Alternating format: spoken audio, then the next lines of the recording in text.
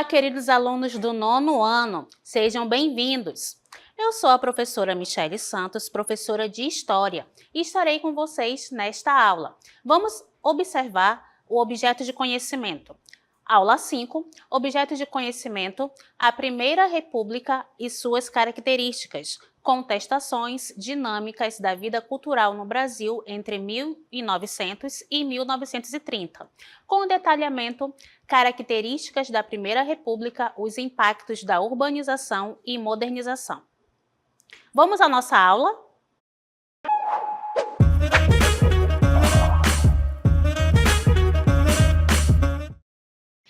Queridos, vamos falar do Brasil republicano e eu trouxe hoje muitos convidados, né? Estamos aqui no pátio de uma hospedaria em que abrigava justamente os imigrantes que vieram para o território. Né? Nesse processo da Primeira República, vamos ver um investimento na industrialização e na urbanização, que vai estar associado justamente à imigração. E nesse contexto, trouxe aqui os meus amigos, né, para vocês darem uma olhada, que vão vir da Europa para poder obter aqui melhores condições de vida. Então, entre 1890 e 1930, cerca de 3 milhões de imigrantes desembarcaram no Brasil, em sua totalidade sendo italianos, alemães e japoneses. Em São Paulo, por exemplo, o crescimento populacional deveu-se, em parte, à concentração de imigrantes estrangeiros e também ao movimento de saída de pessoas do interior em direção às cidades urbanas, o que a gente conhece como êxodo rural. Partiam dispostas a trabalhar em profissões liberais, no funcionalismo público, no comércio, no artesanato, nas fábricas e na construção civil, dentre outras atividades econômicas também. Então, nesse contexto, vamos verificar a presença de muitos imigrantes. Lembrando que o estado que mais vai receber esses imigrantes vai ser justamente São Paulo. Tanto italianos, quanto japoneses, quanto alemães também. E eles vão se concentrar principalmente na região sudeste e sul do país. Observem aqui a nossa cartela, que vai mostrar justamente um quadro evidenciando a chegada desses europeus ao território. Imigração no Brasil na Primeira República, olhem só. Tenho aqui um quadro comparativo em que mostro quem são esses imigrantes, começando aqui com os italianos, né, que eles vão chegar ao território por volta de 1870 e 1950. O motivo de todos os europeus que vieram para o território brasileiro era em busca de melhores condições de vida, lembrando que a Europa estava passando por um processo delicado em relação à sua economia, então era necessário eles buscarem novas perspectivas de vida. A distribuição geográfica dos italianos é São Paulo, Rio de Janeiro, Rio Grande do Sul e Espírito Santo. Já os alemães vão chegar aqui no Brasil por volta de 1820 e os japoneses a partir de 1908. Observem aí que eu tenho São Paulo sendo um dos territórios que mais vai receber esses imigrantes, né? E cada grupo vai se estabelecer em determinadas regiões dentro do Brasil.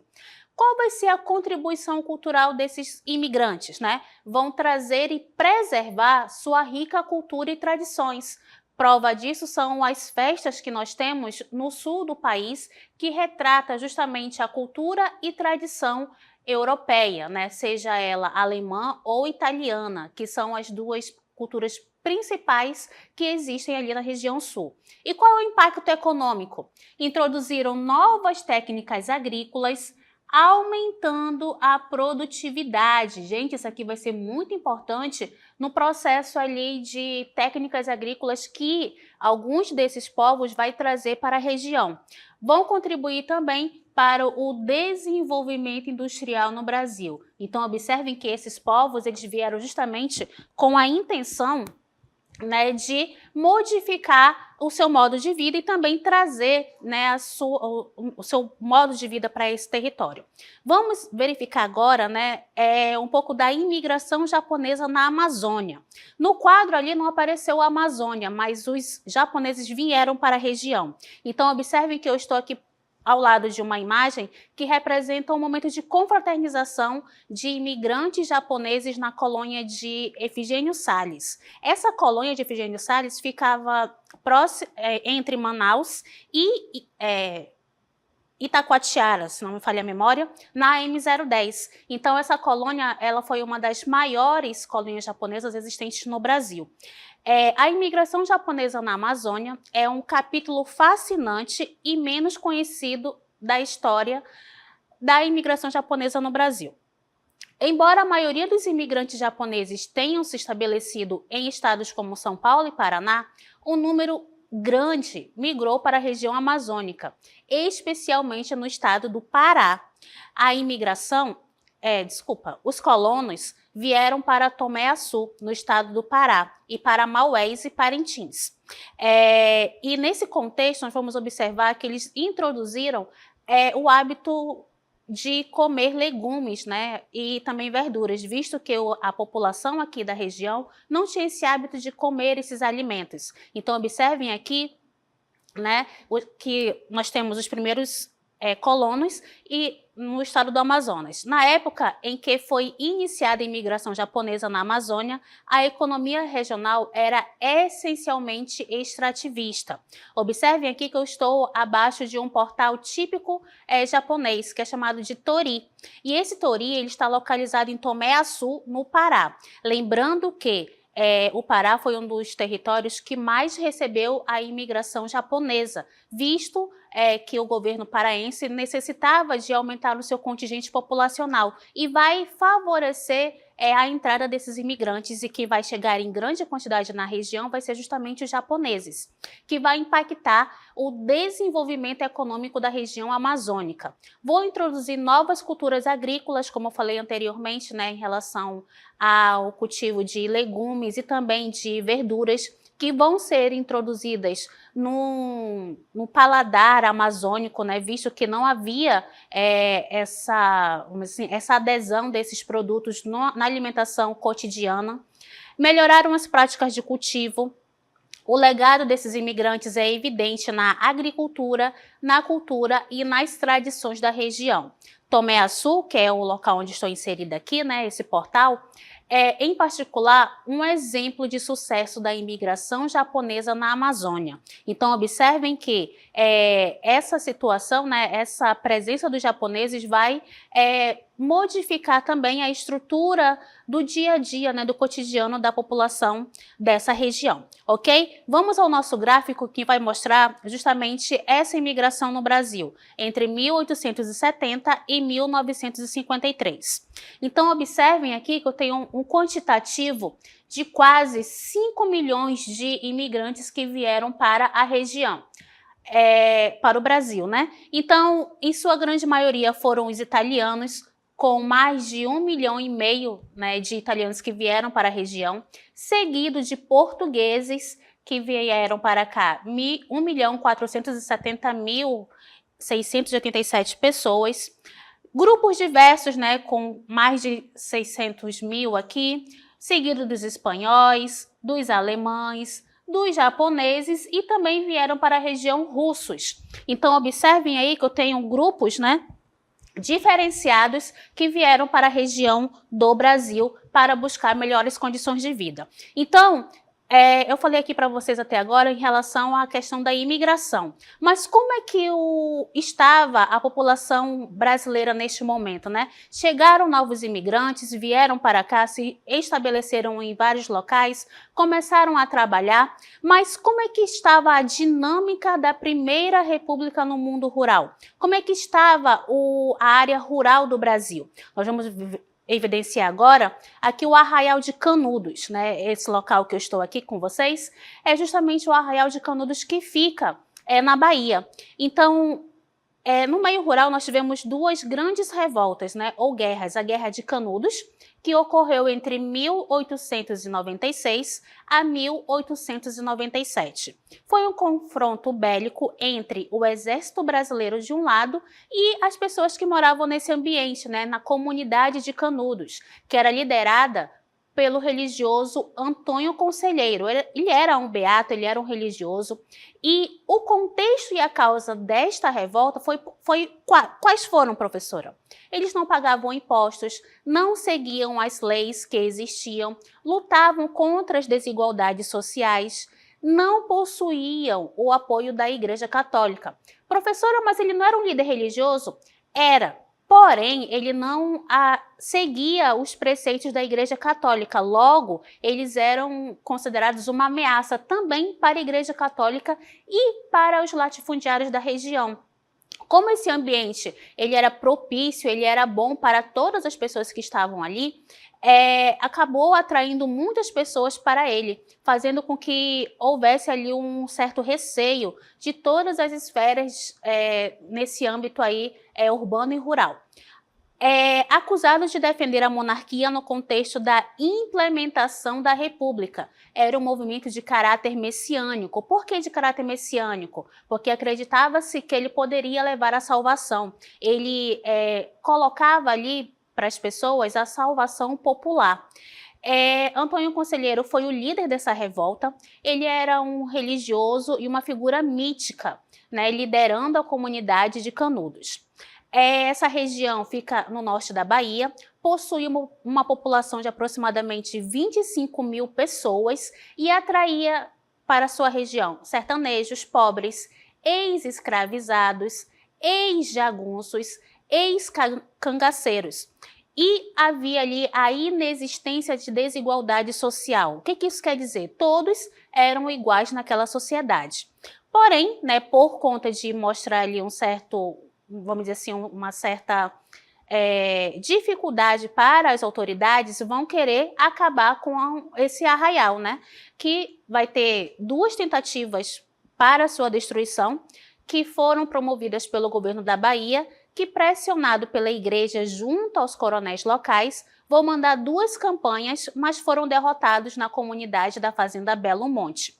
A terceira foi derrotada e o próprio coronel que comandava a expedição foi executado em uma das batalhas, certo? A quarta e última expedição foi massacrante. Foram 5 mil homens junto a canhões que bombardearam Canudos, ou seja, toda essa área aqui ficou totalmente destruída, executando dezenas de milhares de pessoas no dia 5 de outubro de 1897. Quais foram suas consequências? Além de milhares de mortes, nós também tivemos aí o aumento da pobreza no Nordeste e as desigualdades sociais aumentando cada vez mais, certo? Vamos agora para a Guerra do Contestado, que ocorre entre 1912 e 1916. Dentre suas características, eu tenho um movimento messiânico, com o líder, o monge José Maria, e a localização dessa guerra, né, vai acontecer entre Santa Catarina e Paraná. Por quê? Havia a ideia de construir uma ferrovia para interligar os estados. E no momento em que essa ferrovia fosse construída, houve a expulsão de sertanejos que moravam próximo à área que seria feita essa ferrovia, né, que é a ferrovia Brasil Rail. Certo? Então aqui vocês estão vendo membros do movimento do contestado, né? Eles estão aqui armados, justamente para proteger seu território, visto que ali era o local de moradia deles durante muito tempo e de uma hora para outra eles tiveram que ser expulsos da região por conta de um benefício colocado pelo Estado. Então, como é que vai ser o desfecho dessa guerra? Vai deixar um legado de morte e destruição e sofrimento. Milhares de vidas foram perdidas e a região ficou devastada, né? O conflito também evidenciou as profundas desigualdades sociais e a falta de acesso à terra e à justiça no Brasil. Apesar da derrota, a Guerra do Contestado representou um marco na luta pela terra e por melhores condições de vida no campo. As reivindicações dos caboclos por justiça social e acesso à terra continuariam a ecoar em outros movimentos sociais nas décadas seguintes. Então, essas duas revoltas rurais tanto Canudos quanto Contestado, vão evidenciar esses problemas sociais vividos no interior do Brasil. No âmbito urbano, nós vamos verificar a revolta da vacina, que vai acontecer em 1904, no Rio de Janeiro. O que vai ser essa revolta? Como o próprio nome diz, né, revolta da vacina foi uma revolta por conta da imposição da vacinação obrigatória. Mas por que houve essa imposição? Porque o território, né, do Rio de Janeiro era um local em que havia a epidemia de muitas doenças. Então, qual é o contexto dessa revolta? Infraestrutura precária, epidemia de varíola e proliferação de doenças. Como o ambiente não havia um saneamento básico favorável, como saneamento básico, coleta de lixo, água potável. Então, tudo isso ocasionava fatores para ocorrer a epidemia de doenças como a tuberculose, como a varíola, como cólera. Então, para tentar minimizar esses danos, né, nós vamos observar aí que vai haver reformas sanitárias aplicadas por Oswaldo Cruz, que vai ser um dos motivos para essa revolta da vacina. Então, o que ele vai propor, né, dentro dessas reformas sanitárias? A demolição de casebres e cortiços, que era justamente o local de moradia da população carente. Muitos deles eram os negros ex-escravizados, e moravam naqueles locais em que havia uma habitação para milhares de pessoas, em que eles compartilhavam o mesmo banheiro, a mesma moradia, então não havia uma condição de higiene propícia para as pessoas ali. Qual foi a solução? Extermínio de ratos, né? Houve também a implantação de guarda-mata-mosquitos. O que seria isso? Aquelas pessoas que faziam a pulverização, né, das casas, colocando ali como se fosse uma espécie de inseticida para matar os mosquitos vetores dessas doenças. E também a obrigatoriedade da vacina contra a varíola. Só que essa vacinação ela foi obrigatória, em que as pessoas, né, os vacinadores, adentravam a casa das pessoas de uma forma violenta e obrigando ali as pessoas a se vacinar sem dizer o motivo para aquela vacinação. Qual foi o resultado? Vacinação autoritária e violenta, invasão das residências pelos agentes sanitários, que eram aquelas pessoas que estavam fazendo a vacinação. Como é que terminou essa revolta? Terminou com a morte de 31 pessoas, 110 feridos, 1.000 presos e 500 pessoas degredadas para o Acre, que era a região mais longínqua do Brasil naquele momento. As consequências dessa revolta vai ser o quê?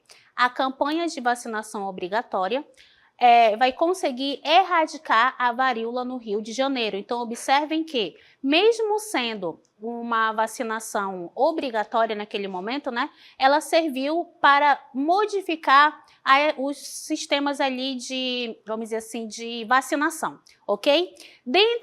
Depois dessa revolta da vacina, nós vamos observar uma outra revolta no ambiente urbano, que vai ser justamente a revolta da chibata. Observem só.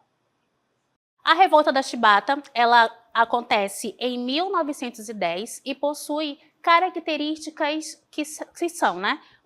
É um levante militar e o seu estopim, o início foi 250 chibatadas em um marujo.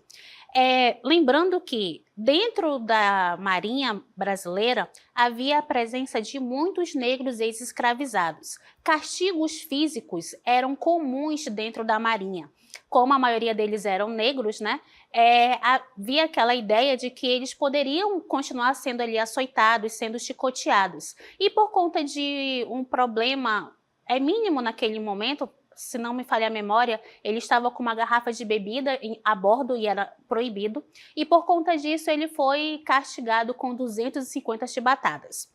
Claro que os outros marujos ficaram ali descontentes e vai ter o início dessa revolta com o personagem principal que nós vamos conhecer agora.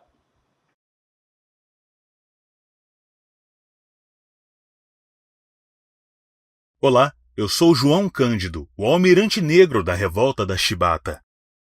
Então aqui nós temos o nosso almirante negro, né, João Cândido, que ele também era um marujo, e ele vai liderar esse processo da revolta da Chibata, que vai acontecer no Rio de Janeiro. O que vai acontecer no contexto dessa revolta, né? Marujos vão se rebelar e tomar o controle de embarcações da Marinha Brasileira. Então eles vão pegar esses navios, vão apontar para a cidade do Rio de Janeiro, lembrando que neste momento o Rio de Janeiro era a capital federal. Os revoltosos vão exigir do governo o fim dos castigos físicos, muito justo, né, senhor almirante negro, e também, caso contrário, né, a capital seria bombardeada. Ou seja, se o governo não aceitasse aquela medida, eles iam bombardear a cidade, visto que eles estavam com 4 navios principais de guerra apontados para a cidade. E neste momento estava havendo uma celebração na capital federal. Então o governo, né, de Hermes da Fonseca, ele vai aceitar os termos propostos e pôs fim aos castigos físicos na Marinha em 26 de novembro de 1910. E vai prometer o quê? Anistia a todos os envolvidos. Só que essa segunda imposição aí, ela não foi cumprida, visto que muitos marinheiros depois foram demitidos, né, dos seus cargos por conta de estarem envolvidos na revolta da Chibata. Essa revolta, ela é considerada pelos historiadores também como uma revolta contra a desigualdade social e racial existente tanto na Marinha como na sociedade como um todo. Então, o nosso almirante negro que está aqui conosco, né, o senhor João Cândido, ele teve um papel muito importante na liderança desse movimento. Então, muito obrigada pela sua participação, senhor João Cândido. Obrigada por liderar esse movimento que acabou ali transformando as condições sociais dos marujos que estavam inseridos neste momento. Continuando como uma revolta também de âmbito urbano, nós vamos observar a greve de 1917. E para isso nós trouxemos o professor Ian Souto, que vai falar um pouquinho sobre essa greve. Olá, queridos alunos! Olha só onde estamos. Estamos à frente da primeira fábrica que decretou greve no Brasil em 1917, a fábrica da Cresp. Mas aí você me pergunta, por que será que ocorreu essa greve tão importante no Brasil, especificamente em 1917? Olha só, o Brasil era um país que tinha recentemente, né, abolido a escravidão, lá em 1888. Isso para a história é recente. Então você tem, diante desse contexto, uma necessidade, né, de trazer mão de obra para o Brasil, justamente para trabalhar nas fábricas. E a mão de obra, né, que vai ser implementada, né, que vai ser facilitada a entrada no nosso território, é uma mão de obra europeia. Especificamente, alemães, italianos. E dentro da chegada desses europeus no nosso território, vem com eles ideais do anarquismo, do socialismo. Então, quando esse povo europeu, né, desembarca ao Brasil, eles trazem consigo esses ideais. Ideais de reivindicação. Reivindicação de quê? De melhores condições de trabalho, de aumento salarial, né, do não empregar o trabalho infantil. Então, vai conjuntamente, dentro desse contexto de 1917, né, que você vai ter essa grande greve, né, um movimento grevista no Brasil, especificamente em São Paulo, Rio de Janeiro, Porto Alegre, e dentro, né, dessa grande confusão, o movimento operário brasileiro vai ganhar força, né? Esse movimento ele vai conseguir, né, algumas melhorias, principalmente de salarial, né, melhoria salarial e de diminuição de jornada de trabalho. Porém, né, algumas outras reivindicações, como sindicalização ou direitos, né, adquiridos, só vão ser conseguidos, né, você só vai ter uma legislação trabalhista um bom tempo depois, durante o governo Vargas. Então, como bem falou o professor Ian, né, ele deu ali uma palhinha do que foi a greve de 17, e que envolveu ali trabalhadores fabris. Então, para exemplificar melhor a fala do professor Ian, nós trouxemos aqui um mapa mental para vocês sobre a greve de 1917. Observem só. Qual é o contexto, né, dessa greve? Vamos observar aí condições de trabalho precárias, ausência de leis trabalhistas, influência de ideias socialistas e anarquistas. O epicentro vai ser a indústria têxtil e a liderança vai ser de Arturo Labriola. Qual é o objetivo da greve de 17? A abolição do trabalho infantil, ou seja, neste momento as empresas, as fábricas, as indústrias brasileiras empregavam as crianças. Então o objetivo era com que as crianças saíssem desse local de trabalho, até porque o ambiente ele era insalubre, ou seja, não havia uma boa condição de trabalho. Para o adulto, imagina para uma criança. Então o outro objetivo era justamente leis trabalhistas, como a redução da jornada de trabalho, lembrando que os operários eles trabalhavam em média de 12 a 16 horas por dia. Então, eles queriam ter essa redução da jornada de trabalho, direito a férias, aposentadoria e assistência médica. Então, essas leis trabalhistas elas não existiam. E com a greve de 17, eles queriam que isso fosse implementado aos sistemas de trabalho. Qual foi o método de repressão para este movimento? Vamos ver aí. Governo e elites industriais se uniram para reprimir o movimento operário. O presidente da época era Venceslau Braz. E ele vai decretar ali prisões, demissões e confrontos violentos. Vai estar aí envolvendo essa greve de 1917. E qual é o legado?